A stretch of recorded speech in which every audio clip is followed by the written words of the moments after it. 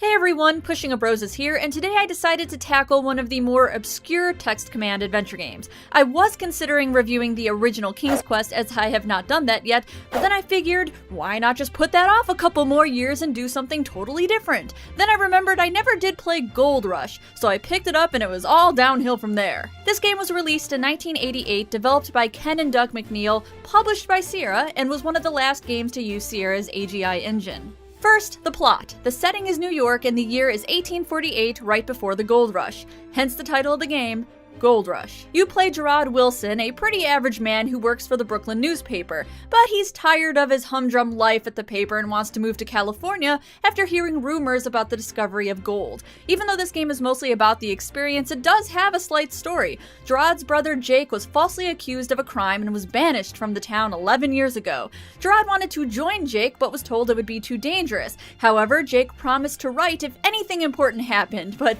damn, it's been 11 years and nothing important enough has happened to write to your dear brother. You sound like a bit of an asshole, Jake. Turns out the rumors about gold are true, and you finally get a letter from your brother summoning you to travel to California. Sounds legit? Let's just sell our house and commit balls deep to a life-threatening journey filled with cholera, scurvy, and just a sprinkle of cultural insensitivity. So a really neat thing about this game is you get to choose the method and how you travel to California. You can go by stagecoach, you can take a ship through Panama, or you can take a ship around Cape Horn. The ship does leave at a certain time and will take off without you, so it's important to keep checking to see how much time has lapsed if you want to see those routes. The stagecoach, however, will always be there, so there isn't a way to get stuck in New York, homeless and jobless and eternally getting ticketed from stepping on the grass too many times. I chose the Cape Horn route, unknowing that it was the most time-consuming of the three. The ship reminded me of King's Quest 3, so naturally I got excited and just went for it. One minute I'm hanging out in my bunk, and the next I'm being swept off deck during a treacherous storm. There I go, just one of the many brutal ways I died. Other ways include getting assaulted by a ninja snake, starving to death, and getting smacked upside the head by a surly horse. I think the best and most interesting route to take is by land, which feels like an Oregon Trail simulation.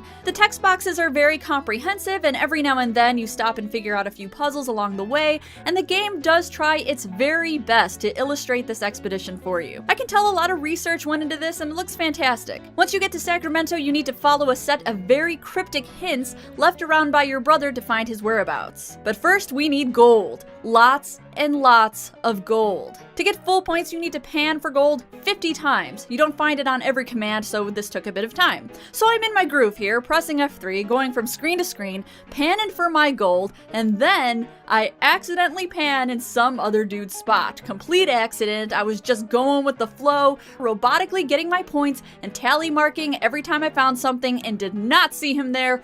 But it was too late. You do not pan for gold in another man's area. The town decided to hang me. I was kind of shocked by this, not because it was unrealistic for the time or rather gruesome, but because I thought I would just be ticketed again like I was for stepping on the grass in New York. Can't they just give me a ticket or fine me and move on? The game asked me for my last words, so I wrote YOLO. Seemed like an appropriate thing to say. Now let me try to explain these next parts. Your brother, who has since changed his name to James for reasons you will find out later in the game if you in fact beat it, will not outright tell you where he is. Nope. Instead, you have to go to the cemetery, look at your father's grave, see that it says Psalm 23, read Psalm 23 from the Bible you got while traveling, realize that Green Pastures is the name of the hotel you're supposed to go to, use this box with holes in it that your brother gave you and put it in just the right spot to get the room number of the hotel, navigate to the hotel with a mule who keeps running away, go to the hotel, go to the secret room,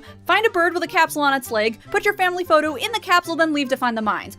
It's almost too easy.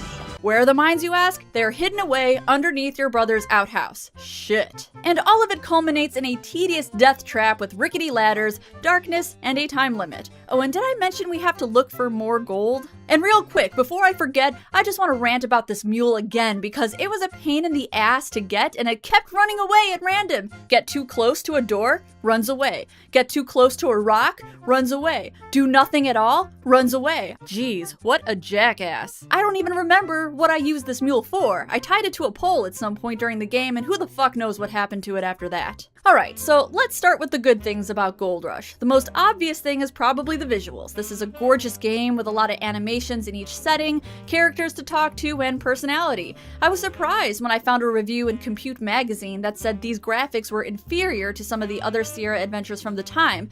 And that might be true, but I don't think it's disappointingly so. The environments are really eye-catching, so if they are in any way inferior, I don't think it's notable. The concept of this game is really great, and it plays as though the Oregon Trail were a graphic adventure game or a simulation of sorts. It's somewhat educational, or at least it tries to be and succeeds in certain aspects, and it aims to be realistic about how you go about some of the puzzles, like selling your house, getting your money, getting your supplies, surviving the trip.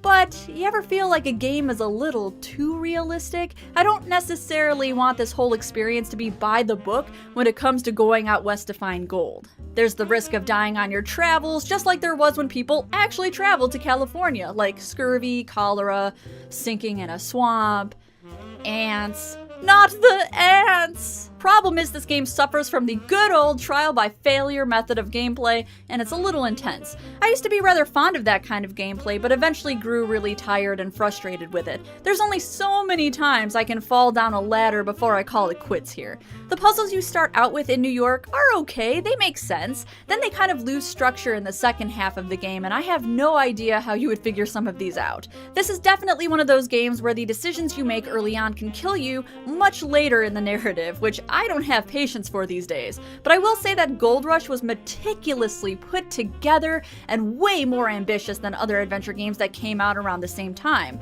Everything about this is well thought out, detailed, and written well for the most part. As you could probably surmise, I don't think the puzzle design aged well, but I understand why people like this game if they played it as a kid. Hey, I get it, I do. One of my favorite games from that time is King's Quest III, and other people hate that game. It's too hard, there's too many ways to fail, and it lacks personality. But nostalgia is blinding, and because I played it so much as a kid, I held on to it.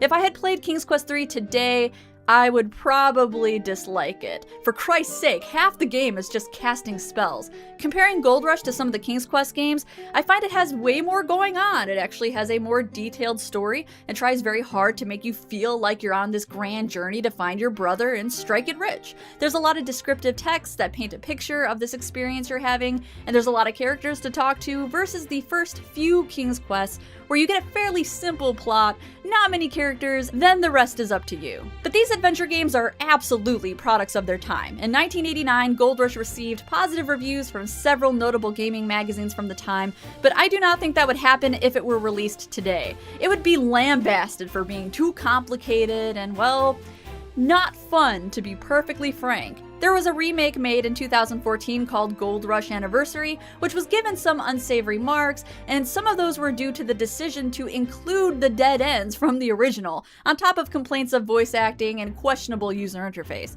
But I'm having a hard time detesting the 1988 version completely, even if I did sit there in complete and utter misery, picking away at cave walls to find gold for a single point per nugget, even though I died a million times in the jungle with no way of knowing how to get through it, except by inching through this swamp and saving for every pixel I moved, even though they played Mexican folk song La Cucaracha while we were stopping in Rio to find our way around Cape Horn.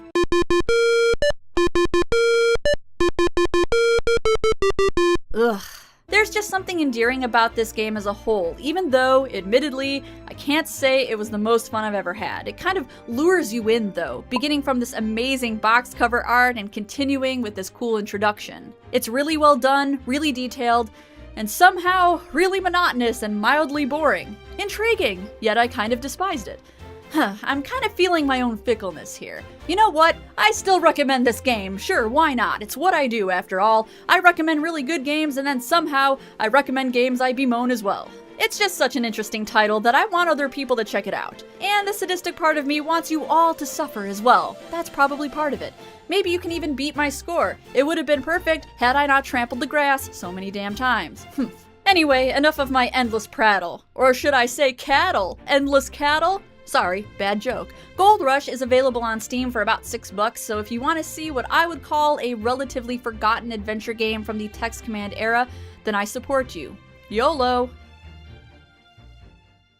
Hey everyone, thanks for watching my video on GoldRush. Only took me several years to cover this one. I'm proud of myself for getting to it so quickly. If you want more adventure game reviews, sub to my channel and I will give them to you. If you want to support the channel, check out my Patreon campaign, and maybe you too can suffer through games with me. As always, see you guys in the next one.